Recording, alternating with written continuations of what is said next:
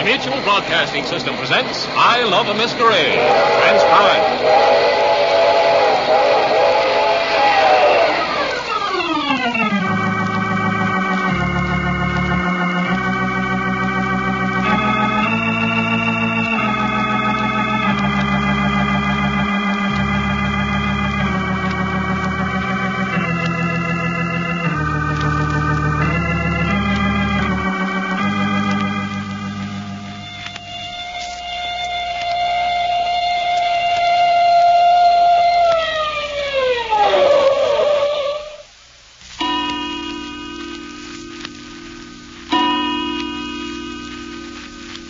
Reggie, I swear to my grandma, I ain't never seen a screwier setup than this one. Right.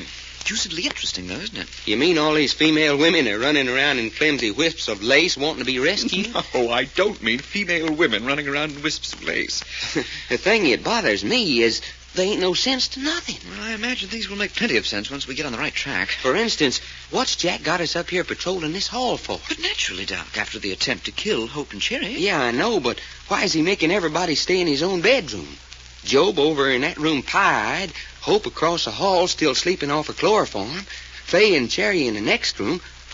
How come he let Cherry go in with Fay anyway? Because her room's up on the third floor, for one thing. Well, so's Grandma Martin's. Yet Jack's once, he went and let her go up there alone. Trying. Well, I don't know about that. Yeah, we're guarding everybody but Grandma. I wonder why that is. Well, I suppose Jack thinks she's not in any danger. Just the three girls and Job, huh? Another reason for putting Cherry with Fay. Yeah? She's just recovering from this new attack on her. Only brutal, if you ask me, and I don't think she's going to be able to take much more of it. Are you talking about Cherry? Yes, that beastly, strained expression on her face. Desperation. She shouldn't be left alone for a moment until this business is settled, in my opinion. Yeah, well, what do you suppose Jack's doing? I think he's going over the house, room by room. But we already done that, Reggie. Not with any great care. Just made sure there was no one in the house besides those who belong here. Well, what's he expect to find? Well, if someone was in the house long enough to give Hope chloroform and tear Cherry's clothes and slash her, he must have left some clue of his presence. And anybody leave anything around, Jack's the hombre to find it. Quiet. You know, that's the funny thing about Cherry. Of course, it was dark in her room, but even if it was, it's kind of queer that she didn't get some idea of the slasher while she was fighting him off. Too terrified, I suppose. Mind froze on her. Well, anyway, whether it was a man or a woman... I have an idea it was a woman myself. Yeah? I think Jack does, too. Did you see those scratches on her neck and arm? A man's fingernails aren't ordinarily long enough to do that. Hey, I didn't notice that. Hey, Fay's door's open. Cherry, you little fool, come back here. Now, look, you, Cherry. You can't come out here. But I've got to. But you look ill. You should be lying down. I'm all right. She insists that she's got to see Job. I've got to. Now, looky. Jack said that you all got to stay where he put you until he said you could come out. He sent us up here to see that you stayed put. But it's important. Besides, Brother Job's so spifflicated, nothing would make sense to him anyway. I don't care. I love him, and he's in danger. But he can't be in any immediate danger. We've been right outside his door all the time. Oh, I'm going. What you think we ought to do, Reggie? Well, look here. Suppose I go hunt up Jack and ask him. Yeah, you do that. But I mustn't No, wait. I'll only be a minute or two. When the terrified mouse gets an idea into her head, there isn't much use arguing with her. But it's important. Well, it's going to have to wait until Reggie gets back. Now, looky, Cherry. You should get out of them torn clothes. What you still wearing them for? I offered to help her get out of them and put on one of my bathrobes, but try to talk her into anything that makes sense. You ain't sewed in them for the winter, are you? I'm afraid to go up to my room to get anything else. I told you could have something of mine. No. Well, what you scared of your room for? It ain't nobody up there now. Maybe there is. Hey, no, there ain't. We give your room a going over. They like my room. They can come any time they want to. You mean there's a secret door or something? No, there's no secret door. Then how the heck can they come to your room any time they want to? I don't know. And I'm getting pretty fed up with these they folks. Who are they anyhow? I don't know. You know, Faye, she just plain don't make sense. Don't look at me. I'm a stranger here myself. Yeah. Hey, looky, Cherry. Are they the ones who got the baby that bawls every time something's about to happen? I don't know. I think so. That baby gag gets me down.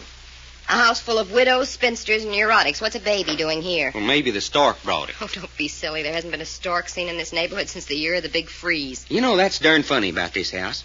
Here you are, three of the prettiest girls I ever laid eyes on. And ain't even one of you got a boyfriend. Hope had one, but he's in the corpse department just at present. You mean that chauffeur? Who else? But, well, that ain't no honest-to-goodness boyfriend like you girls should ought to have. Well, you got everything, Faye. What's the matter with you? I'm immune. That ain't normal. So what? So it ain't normal. Maybe I was born in a refrigerator and never thawed out. What about you, Cherry? I've got to talk to Job. Well, you'll just have to wait till Reggie gets back. Ain't you interested in men? Yes, You are? Well, why ain't you got a feller then? they won't let me. Hey, now, look, that ain't no answer. I don't care who they are. Nobody can keep a girl from having a boyfriend if she wants one. I tell you, they won't let me. Well, why not? They don't want any of us to know a man. They're afraid we'll marry and have children. Terry, what are you talking It's about? true. They want the Martin family to end right here. Darned if I don't think you're talking to your hat. Oh, here comes Reggie. Can I go to Job now? Now, hold your horses. What about it, Reggie? It's all right for her to go in, but first Jack wants her clothes. Hey! Please, Mr. York. Oh, but I say.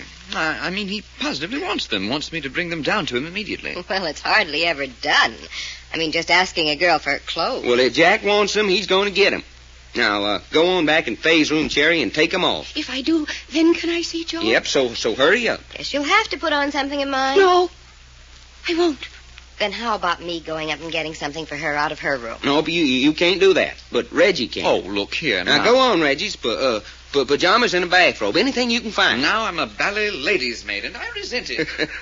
Okay, get inside and shove things through a crack in the door fast as they come off. All right, here, I'll help you, Terry. What's the idea, anyway? Probably wants to examine them for clues. Here you are. Okay, a dress. What's he expect to find? Slip. I don't know. Slip, Here are shoes. shoes, Stockings. yeah, stockings. All right, here you are. A top doodad, a bottom doodad. That all? Isn't that enough? What do you want, her skin? Oh, did you get something, Reggie? There's a whole armful of stuff. She should find something in this. Yes, she ought to, all right. Here you are, Faye. What? All this? Well, she don't have to put it all on. Well, that's good of you. All right, get into some of this junk, Mouse, then you can go and see the good-natured drunk. I'd better take these clothes down to Jack. Stick around until she goes across to Job's room. Where is Jack? Down in the library. He's got quite a collection of stuff down there. Such as what? I didn't get much chance to examine it. Things he's picked up around the house. Well, anyway, you don't look quite so bedraggled now. All right, boys, let's go. Hurry. I've waited too long now. Okay. Come on. You better come along, too, Faye. So you can keep an eye on me? Yeah, something like that. Okay, now, Cherry. We'll give you 5 minutes with him. That's all I want. All right, Job, here's a visitor. Hey. Doc, what is it? Well, where the heck is he? He's gone. I knew he was. I knew it. Well, why the heck didn't you say so then? How'd he get out? Here's how he got out, opened the window, and slid down the drain pipe. Well, that's great. Jack's going to be mighty proud of us. But look here. Why would he want to do a thing like that for? Silly question number one. What you mean? You didn't think Brother Job would stay put without plenty of liquid refreshment, did you? You mean he sneaked out for a few snorts? But he shouldn't have. He must come back right away. He must. Why must he? They'll get him. They'll get him this time. I know they will. Is that what you wanted to tell him? Yes. I wanted to tell him to stay here where you could watch him. They're just waiting. Reggie, get downstairs and tell Jack what's happening. Right. Don't leave the girls alone for a minute, Doc. Come on, you two. Get back into Faye's room. Come on, Mouse. Why did he go? Because he likes the taste of the stuff. He's breaking Grandma's heart. Well, Grandma broke his spirit. Turnabout's fair play. No, you mustn't say that, Faye. Hey, wait a minute. I want to look in and see if Hope's all right. You two wait right here by the door so as I can see you all the time. Don't neither of you move. Yeah, she's all right. Poor little feller. Keep right on and sleeping, honey. She's all right? Yeah, sleeping like a baby. All right, come on back to your room. Say, how much longer you three super sleuths think you're going to keep us undercover? Until Jack says to let you act. Well, I'm getting pretty sick of being a prisoner in my own house. We're just doing it for your own good. It isn't any good locking us up. It ain't, huh? No. When they want to strike, they'll strike whether you're here or not. And what you think we'll be doing all that time? It won't make any difference what you're doing. If you understood, you'd know that. Well, then, why don't you come out and make us understand? You can't. Nobody understands but me.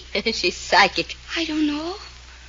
I just know, that's all. Well, all I gotta say is, if you hadn't told us so much it's come true already, I'd say you were the screwiest screwball dame I ever did see.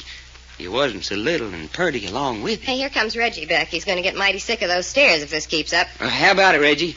What's Jack say? He's going out to find Job. While he's gone, he doesn't want us to leave the girls for a second. Oh, stick right with him, huh? Right, I'm to go and sit in by Hope's bed and stay right beside her. And I'm to chaperone Fay and Cherry, huh? Right, go in Fay's room with them. Don't let either one of them out of your sight. What about Grandma upstairs? No, leave her alone. She won't be bothered. It's the girls that are in danger. Oh, no. Hey, what's the matter? They did it. They did it again. Look. Her shoulder. She's been slashed again. Yes, they did it. They did it. Cherry, how did it happen? I don't know. I was just standing here. I felt a sting on my shoulder. She's been slashed, all right, just like the It others. isn't possible. We were all standing right here. There isn't anyone else. Yes, there is. They were here. They were here. Cherry, stop it. They slashed me. They slashed me.